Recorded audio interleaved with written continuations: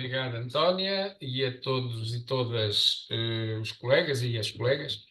Uma boa tarde, esperando que este seja mais um debate importante, interessante e, sobretudo, que dele resulte aquilo que todos nós queremos, que é que possamos ficar um pouco mais incomodados com aquilo que ouvimos e que isso nos permita também ter algumas perspectivas sobre algumas questões, alguns assuntos, algumas matérias, aquelas que nós temos abordado em cada debate.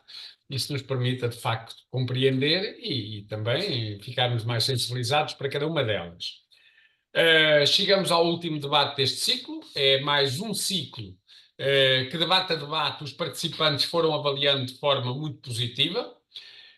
Foi um ciclo com a qualidade dos anteriores e com a mesma que a FENPROF garante para o futuro, o próximo, já no próximo ano, em 2025. Para a FENPROF, os ciclos de debate nunca se esgotarão na acumulação de horas para formação. Tipo, encher, como quem enche chouriços, como se costuma dizer.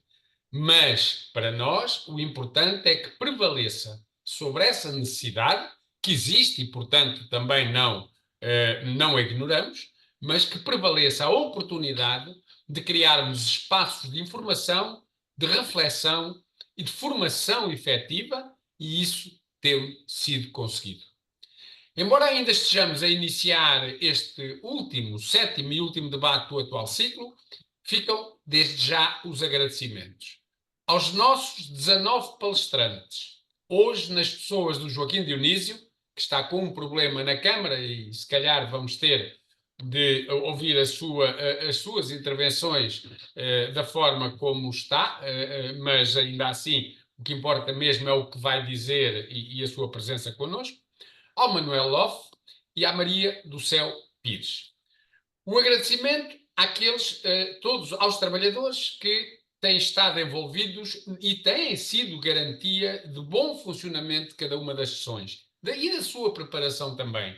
A Anabela Roca, a Névia Vitorino e as intérpretes de língua gestual portuguesa.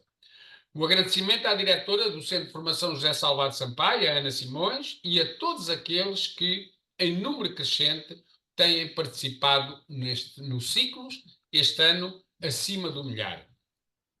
A elevada participação de colegas e o reconhecimento da qualidade dos nossos convidados são argumentos bastantes para que se justifique a continuação da iniciativa nos anos futuros. Este ano, inevitavelmente, o tema central do ciclo foi o 25 de Abril. O 25 de Abril, não os 50 anos, mas o 25 de Abril.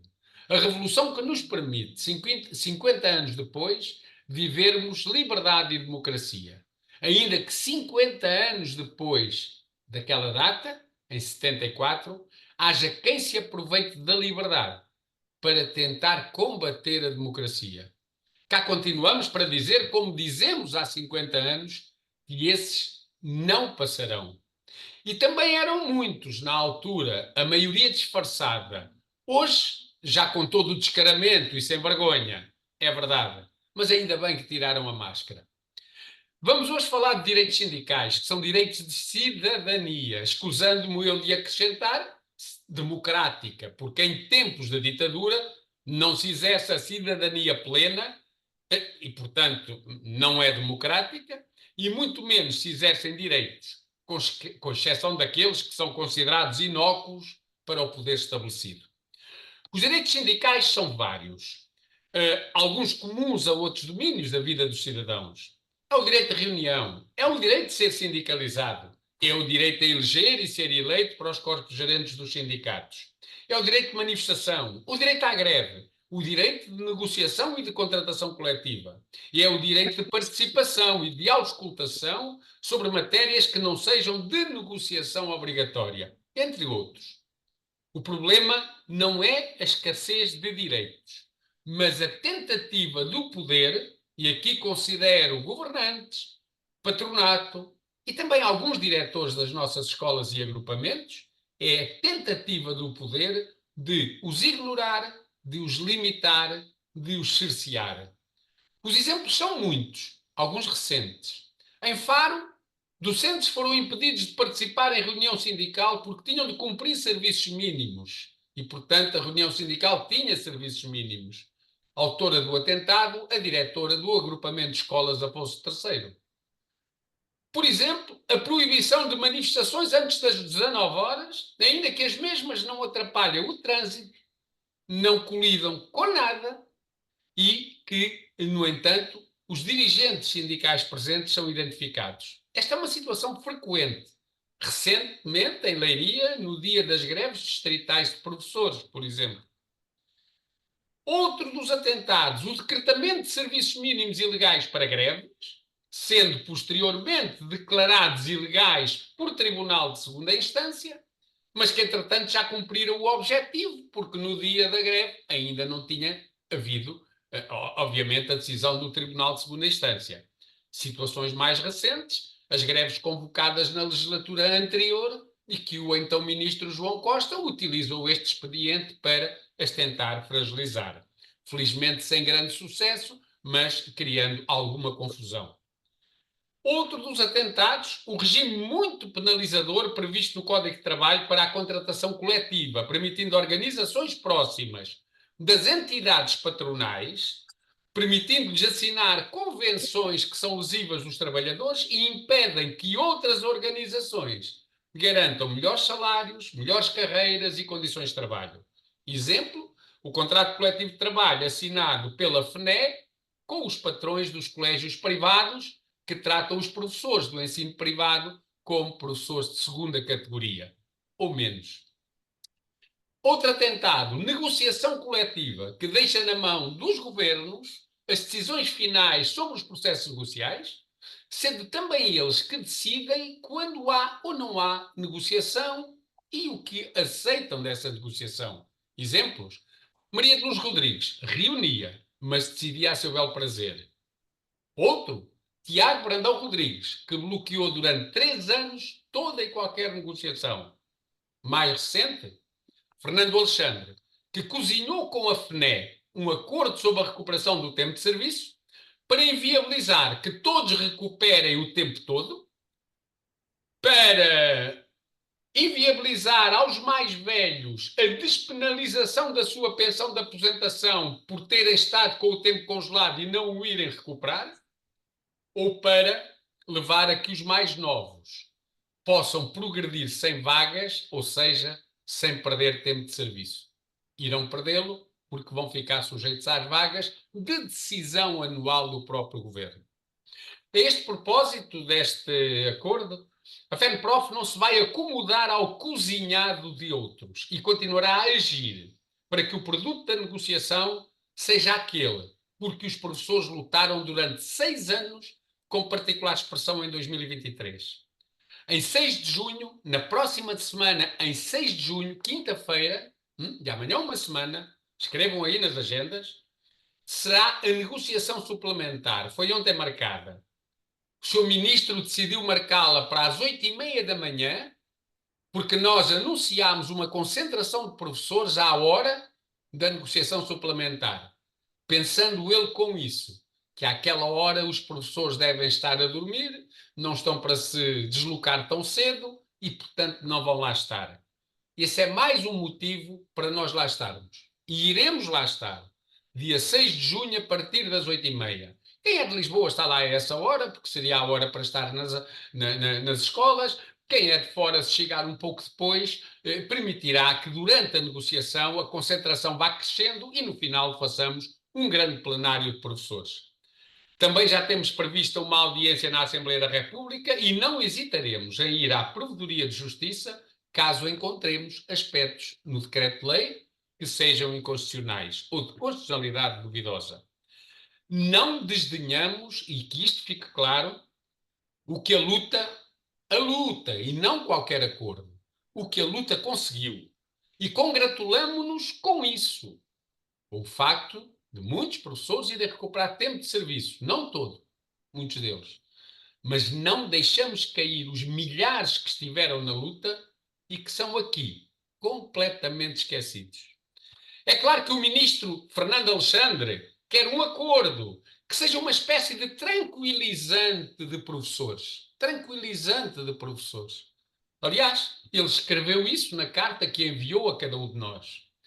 Um tranquilizante Porque o ministro tem um programa de governo que quer cumprir. É um programa tipo selvagem, ou seja, isto aqui funciona ao contrário, não é o animal que, por ser selvagem, tem que receber o tranquilizante. Não. É um tranquilizante para um programa que o governo tem e que quer cumprir. Por exemplo, uma avaliação do rever o Estatuto da Carreira Docente para aprovar uma avaliação de desempenho em função da chamada eficácia que eles esclarecem. Tem a ver com os resultados dos alunos. Concursos que passem a ser por essa avaliação e por escolha, não por graduação profissional. Gestão por profissionais, com a aprovação, aliás, já anunciado pelo próprio Ministro em reunião, com a aprovação de um estatuto e uma carreira própria para os diretores. Gestão profissional. Esta não lhe chega. Exames desde muito cedo para não atrasar a seleção dos indivíduos. Currículos com disciplinas nobres e outras pobres. Aprofundamento da municipalização, porque é preciso que os autarcas metam mais o nariz nas escolas. Financiamento em pé de igualdade do público e do privado, como se fossem a mesma coisa e tudo em nome do chamado princípio da igualdade de escolha. Isto não estou a dizer que eles estão a pensar nisto, está lá escrito no programa de governo. Por isso é preciso tranquilizar os professores antes para que se calem. Mas é muito fraco o tranquilizante. E tudo isto vem embrulhado em quê? Numa revisão há tanto desejada pela direita da Lei de Base do Sistema Educativo, já tentada uma vez por David Justino, já tentada a segunda vez no âmbito do guião da reforma do Estado. Felizmente caiu das duas vezes, e como não há duas sem três, eles que venham tentar fazer essa revisão. A FENPROF, como já provou, nunca deixa de exercer o direito pleno de defender aqueles que representa, seja em que contexto for. E nunca será nenhuma conjuntura política que nos irá limitar. Quando tivermos aquilo a que alguns chamaram a geringonça, e agora para ser mais fácil na identificação do período da política, a FENPROF agiu e lutou a ponto de levar o primeiro-ministro no dia 3 de maio de 2019 a dizer que se iria demitir com o seu governo. A FENPROF agiu e lutou quando, com uma maioria absoluta, levámos até aos nossos limites a luta com as maiores greves de sempre, nomeadamente as distritais, e a maior manifestação de sempre de professores em 11 de fevereiro do ano passado, com 150 mil pessoas na rua. A FENPROF não assina acordos que traem os legítimos anseios e ferem os direitos daqueles que representamos. E quem representamos não são os governos, são os professores, os educadores e os investigadores também. Colegas, ser sindicalizado é importantíssimo e também é parte da nossa profissão. E não estou a apelar à sindicalização, pois todos os que aqui estamos somos sindicalizados, também porque sabemos disto.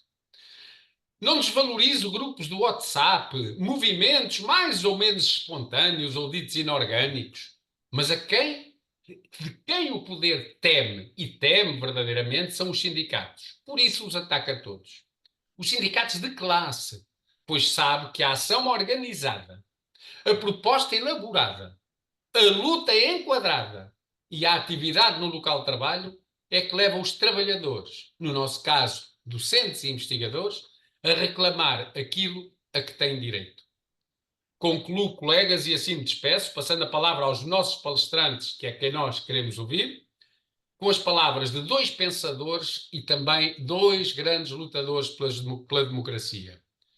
John Dewey, que num texto com o título "Porque é que os professores precisam de um sindicato?", destaca o contributo dos sindicatos para melhorar a educação pública e introduzir os princípios e ideais de educação progressista nas escolas, assim como para elevar o nível moral, intelectual e social da profissão. Num tempo em que a extrema-direita tenta alargar apoios na juventude, Dewey impele-nos para o combate pela democracia, o que mais recentemente também foi apelo da Unesco no Dia Internacional da Educação. Por último, também cito Ernesto Guevara de la Serna, conhecido todos nós por Che Guevara, ídolo da nossa juventude e de tantos jovens nos tempos de hoje, que nos deixou uma importante mensagem no sentido de tratarmos o sonho e a luta como irmãos gêmeos. Sonha e serás livre de espírito, luta e serás livre na vida, disse. Continuaremos a sonhar com uma sociedade justa que coloque o combate à pobreza e à discriminação acima de tudo. Que coloque como objetivo a paz no mundo. E num momento como o que vivemos, este é um objetivo fundamental. E também que tenha como uma das suas prioridades a existência de escola pública de qualidade para todos, uma escola na qual os profissionais sejam respeitados e valorizados. A FENPROF estará nessa luta porque nós, na FENPROF, sonhamos com esse futuro. Obrigado, colegas.